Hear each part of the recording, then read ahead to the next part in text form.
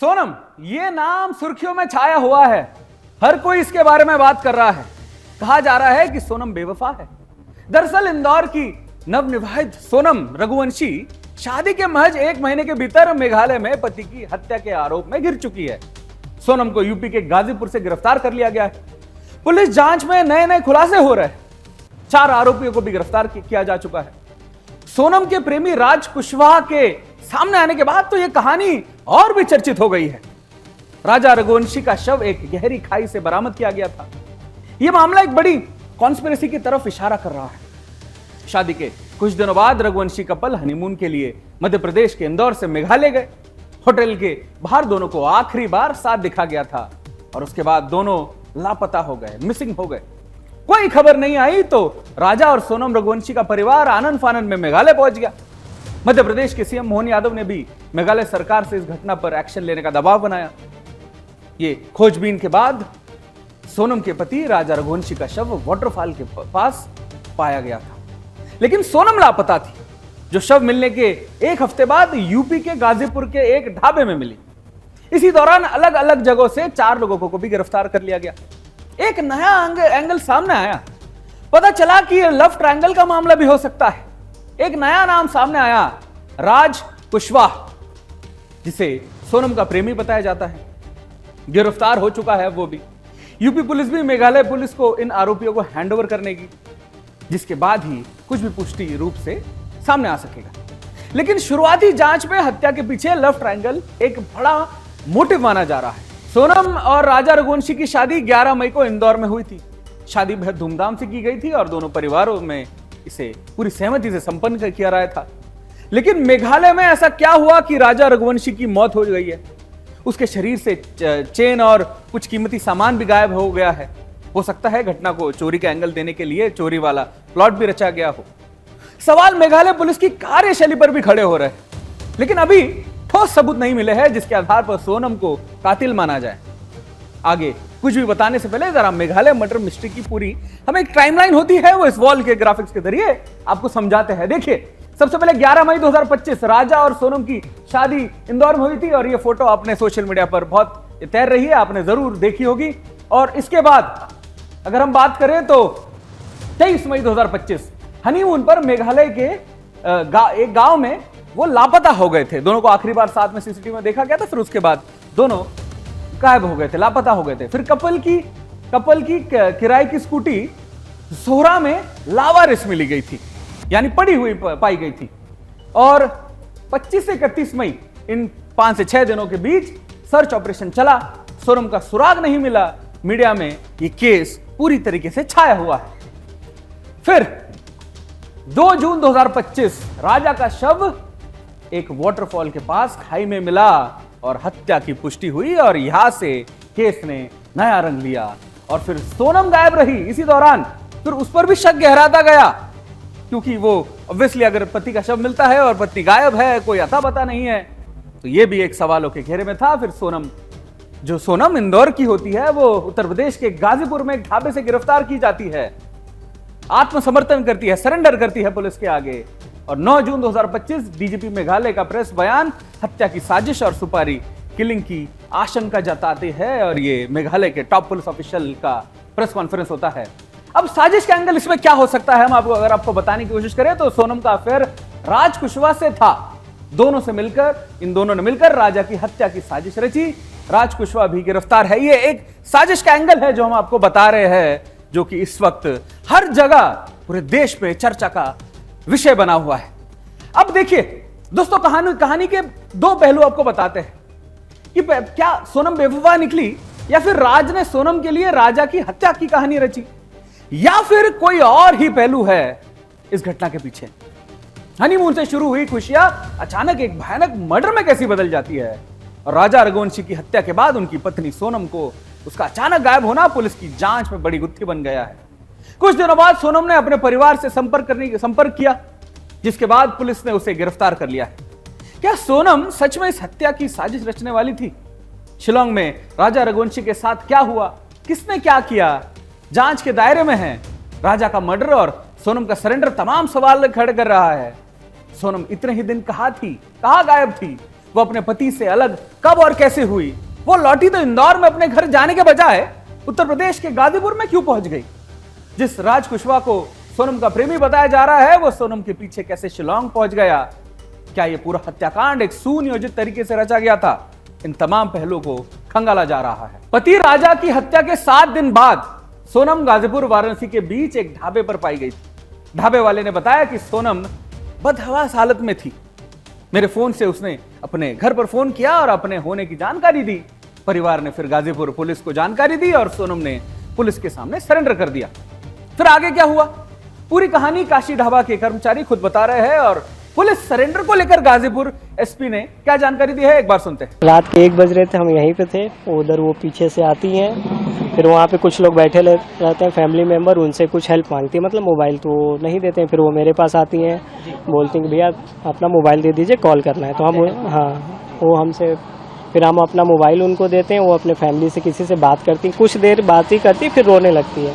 फिर हम उनके फैमिली से बात करते हैं, उनको बताते हैं वो यहाँ पे हैं इस स्टेट में। तो उनके भाई जब बोलते हैं कि एक बार लोकल पुलिस थाने को आप इन्फॉर्म कर दीजिए, तो हम पुलिस वाले कॉल करते हैं, वो लोग भी आते हैं कुछ देर बाद, उनसे बातचीत करते हैं पूरा।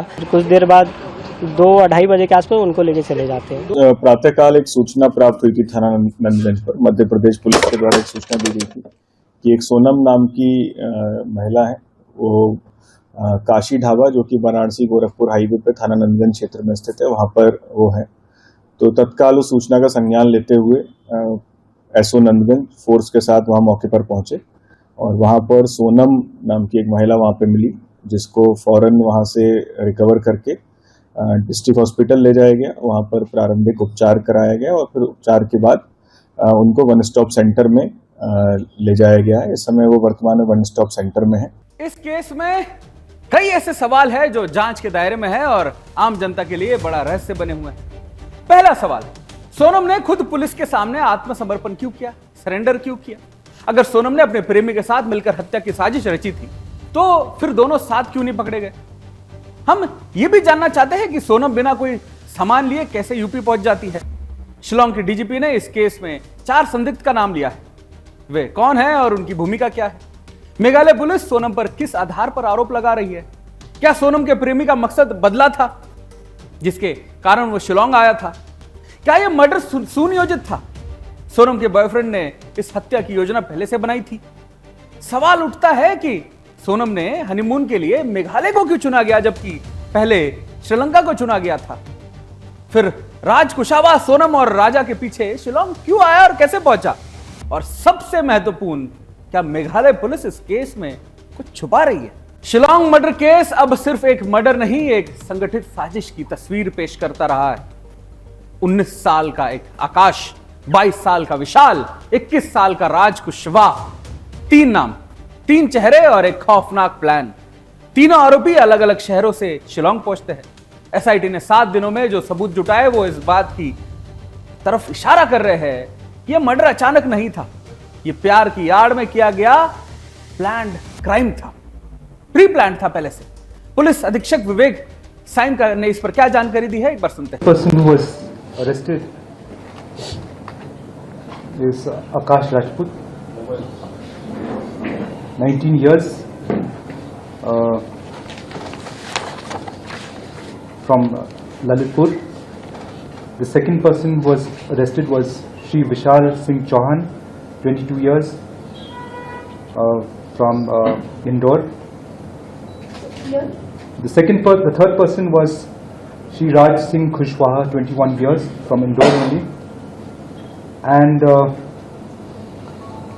yesterday, Sonam Raghuvanshi, who is actually in Ghaziabad in Nandganj police station. And this afternoon,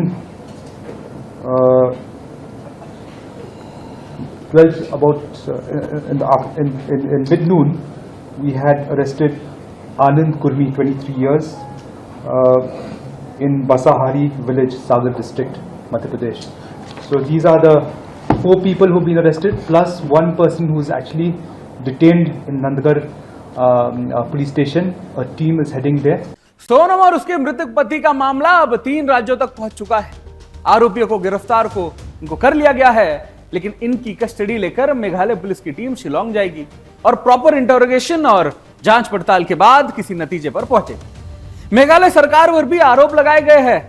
Meghalaya के डिप्टी सीएम ने डैमेज कंट्रोल की पूरी कोशिश की और कहा कि इससे केवल भ्रम की स्थिति पैदा होती है। हमारी पुलिस ने बेहद शानदार काम किया है और पुलिस के साथ साथ हमारी सरकार भी इस रहस्य को जल्द से जल्द सुलझाना चाहती है। 4 were arrested and then Mrs. Sonam has already surrendered herself somewhere in UP. Okay, and then altogether is 5 people. Altogether is 5 people, and we have arrested, and now we are in the process of bringing back to Shillong for further investigation. How much time might this formalities take? Well, because see now there are procedures from the court side, so that has been done. So we are waiting the order from the court, where we will be able to bring them back to Shillong. Well, I'm very sure. They blame, yes, all these days they blame the government of Meghalaya, they blame people of Meghalaya. But now I think since we have already arrested the accused, which is more or less the one who committed the crime, I think everything will become clearer to them. And I'm very sure one day they have to also withdraw their statement against the Meghalaya. अब तो सवाल यही है कि क्या सोनम रघुवंशी इस पूरे murder plan की मास्टरमाइंड है या फिर वो भी किसी बड़े साजिश का मोहरा बन चुकी है। हनीमून के नाम पर शुरू हुई एक ट्रिप, 3 दिन बाद आखिरी कॉल और फिर खामोशी। जब राजा का शव शिलोंग के खाई में मिला तब जाकर सामने आया ये पूरा राज, जिसमें हर किरदार अब सवालों के घेरे में आ चुका है। जांच में जुटी है मध्य प्रदेश और मेघालय पुलिस की टीमें और इसी केस की जड़ तक पहुंचने के लिए इसकी कोशिश की जा रही है। अब आप सुनिए इस पूरे मामले पर इंदौर के एडीसीपी क्राइम राजेश जी क्या बता रहे हैं। 23 को अंतिम बार कन्वर्सेशन हुआ था मदर इन लॉ से और उसके बाद फिर उनका संपर्क टूट गया था। उसके बाद परिजन चिंतित हुए, उन्होंने पुलिस कमिश्नर इंदौर से संतोष सिंह सर से संपर्क किया गया। Police commissioner Santosh Singh sir के द्वारा DCP crime branch Shri Rajesh Tripathi sir को इस काम के लिए लगाया गया। उनका ये काम था लगातार कोऑर्डिनेशन करें, परिवार के भी संपर्क में रहें, क्योंकि कई परिजन शिलोंग भी निकल चुके थे, उनके भाई और रिश्तेदार सभी कुछ लोग वहां चले गए थे। तो राजेश त्रिपाठी सर के द्वारा लगातार जो ईस्ट सोहरा डिस्ट्रिक्ट है उसमें उनके जो एसपी विवेक सर हैं उनके लगातार संपर्क में थे, परिजनों के संपर्क में थे, लगातार अपडेट ले रहे थे, सर्चिंग अभियान की पूरी जानकारी ले रहे थे। तभी अचानक 2 जून को एक दुखद घटना आई जिसमें कि डेड बॉडी उसकी रिकवर हुई, राजा रघुवंशी की डेड बॉडी, जिसको आइडेंटिफाइड किया गया। जब ये डेड बॉडी रिकवर हुई तब ये काफी ज्यादा सेंसिटिविटी इसकी बढ़ी, लगातार सघन अभियान और तेज से चलाया गया। इन्वेस्टिगेशन का पार्ट शिलोंग पुलिस के द्वारा किया जा रहा है, तो अब उनके बाद जो भी इन्वेस्टिगेशन तथ्य आएगा मीडिया को प्रत्यक्ष से अवगत कराया जाएगा। शिलोंग पुलिस के द्वारा हमसे सिर्फ वो सस्पेक्ट शेयर किए कि इन लोगों को हमको लेना है। ये उनके द्वारा टेक्निकल एविडेंस है, इसके आधार पर जो भी उनकी इन्वेस्टिगेशन में आया हो उनके आधार पर इनके द्वारा इंदौर पुलिस को बताया गया, जिसने इंदौर पुलिस में DCP crime branch Rajesh Tripathi sir ने कोऑर्डिनेट करते हुए और एक ऑपरेशन सघन अभियान चलाया जाकर सभी जो तीनों सस्पेक्टेड थे उनको राउंड अप किया है और शिलोंग पुलिस उनसे पूछताछ कर रही है। मृतक राजा रघुवंशी की मौत से परिवार टूट चुका है।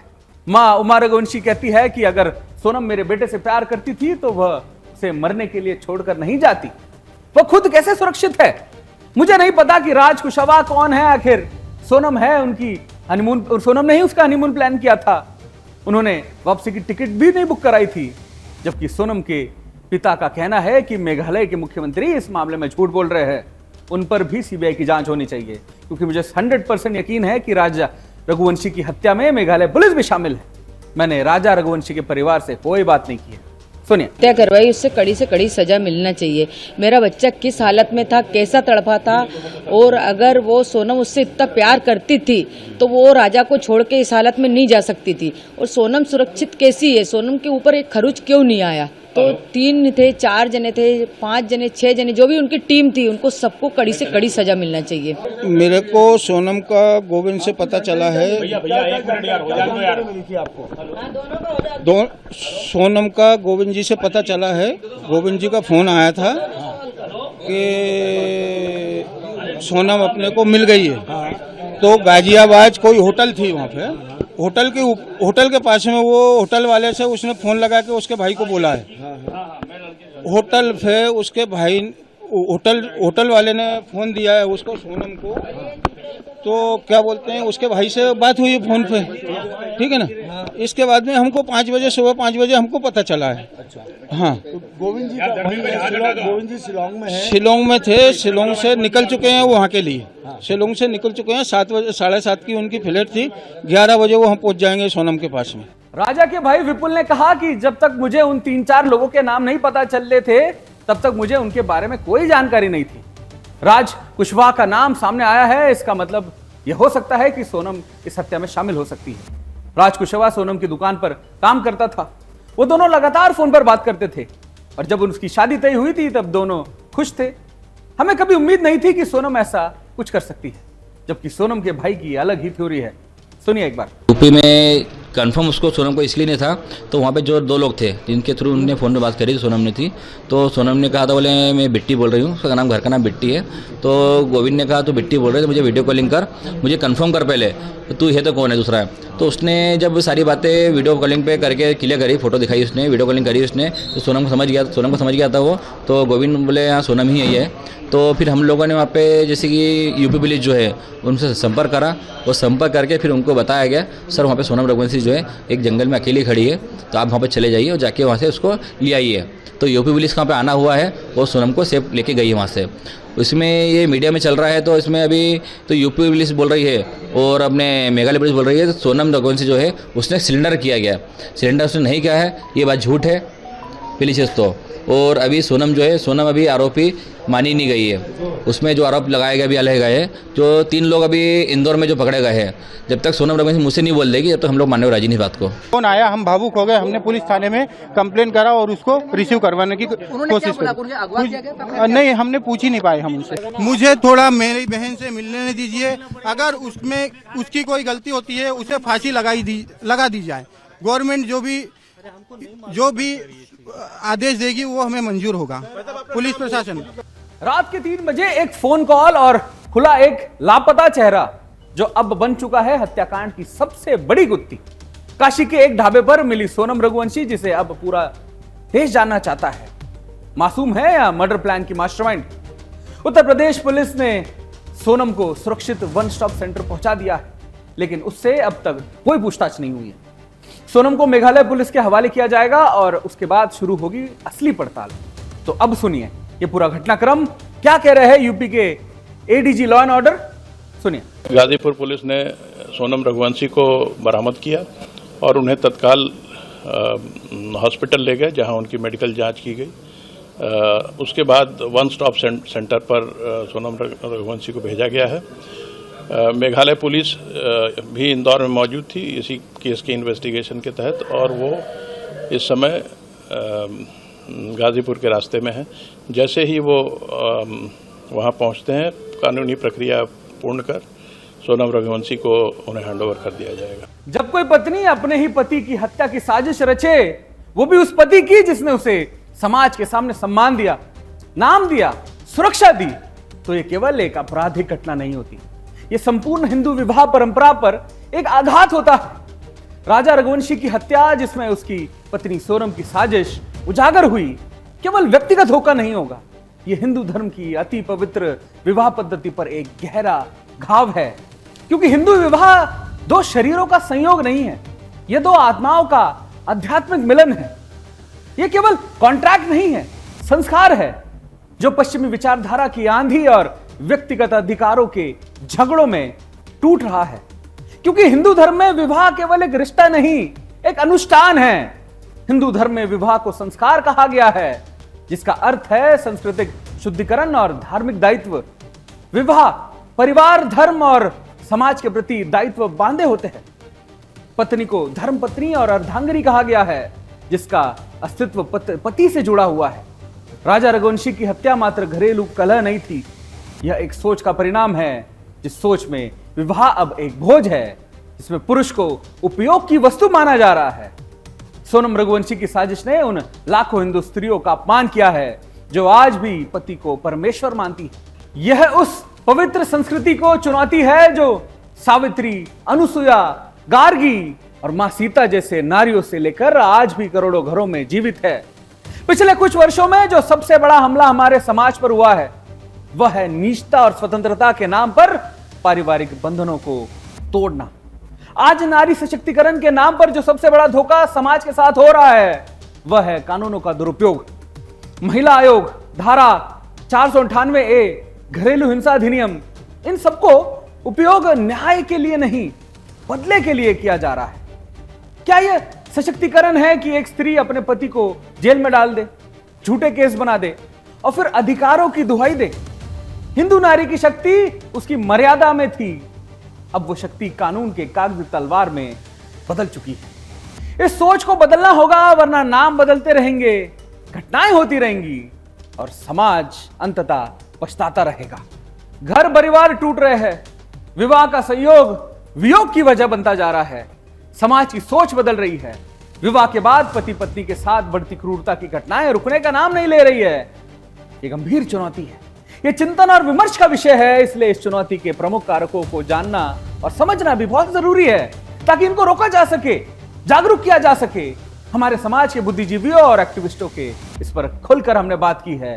क्या वजह बताई गई उन्होंने इन बढ़ती घटनाओं के पीछे, एक बार सुनते हैं। सोनम रघुवंशी ने जो रिश्तों को तार किया, इससे पहले भी लगातार भारत देश में ऐसे मामले आ रहे हैं जहां पर पति अपनी पत्नियों को कभी किसी बॉयफ्रेंड के लिए, तो कभी कुछ प्यार के लिए, तो कभी पैसे के लालच में ऐसी घटना को अंजाम दे रहे हैं।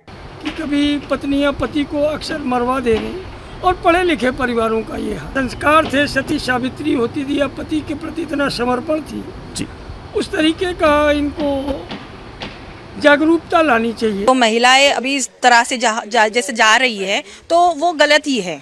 अगर कोई लड़का पसंद नहीं है तो अपने कौटुंबिक तौर पे बात करनी चाहिए अपने पेरेंट्स से, और नहीं पसंद है और जो पसंद है उनका नाम बताना चाहिए। लेकिन इस तरह से किसी घर का लड़का मारना, ये तो गलत बात ही हो गई।